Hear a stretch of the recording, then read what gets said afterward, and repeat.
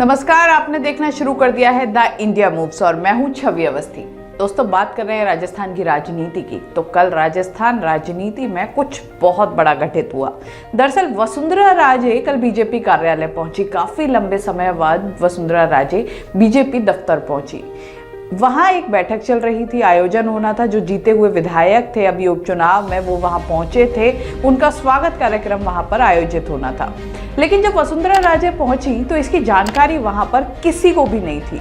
किसी को ये नहीं मालूम था कि पूर्व मुख्यमंत्री वहां आने वाली है। जैसे ही वसुंधरा राजे की गाड़ी वहां पहुंची, वहां भगदड़ मच गई। आपस में लोग सोचने लगे शायद मुख्यमंत्री आ गए या फिर प्रदेश प्रभारी आए हैं। लेकिन जैसे ही देखा कि वसुंधरा राजे आई हैं तो लोगों के मन में कई सवाल उठने लगे। वसुंधरा राजे वहां अंदर गई। जो विधायक थे, जो नए विधायक बने हैं, उनको आगे बुलाया। उनसे कहा कि ये जो नवनिर्वाचित हैं, ये पीछे बैठे हुए हैं, इनको आगे करिए। उनको आगे बुलाया, सबका स्वागत किया।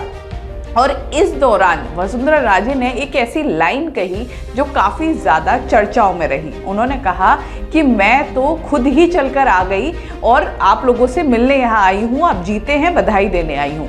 अब इसमें जब वसुंधरा राजे ने ये कहा कि मैं तो खुद ही चलकर आ गई, इसको लेकर सियासी गलियारों में चर्चाएं हैं। क्या वसुंधरा राजे को वहाँ बुलाया नहीं गया था? क्या उनको इनवाइट नहीं किया गया था? और क्या वसुंधरा राजे इसी के चलते नाराजगी जाहिर करने वहाँ पर आई थी?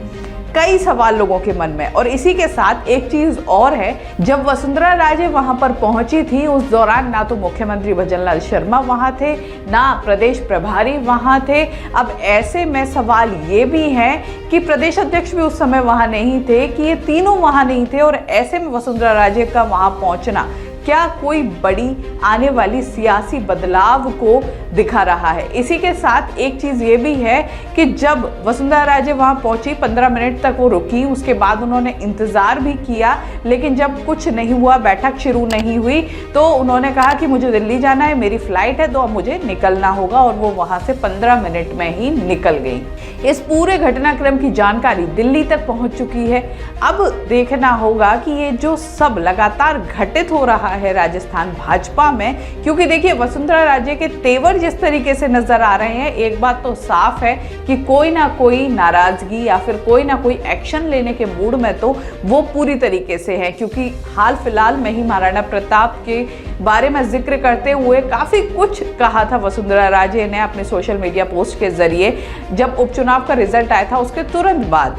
अब दूसरा घटनाक्रम ये हुआ है। 2 दिन में 2 बड़े घटनाक्रम अपने आप में आने वाले राजनीतिक संकेत दे रहे हैं कि कुछ ना कुछ भाजपा में बड़ा घटित हो सकता है। अब क्या होना है ये देखने वाली बात होगी। इस तरह की खबरों के लिए देखते रहिए द इंडिया मूव्स। नमस्कार।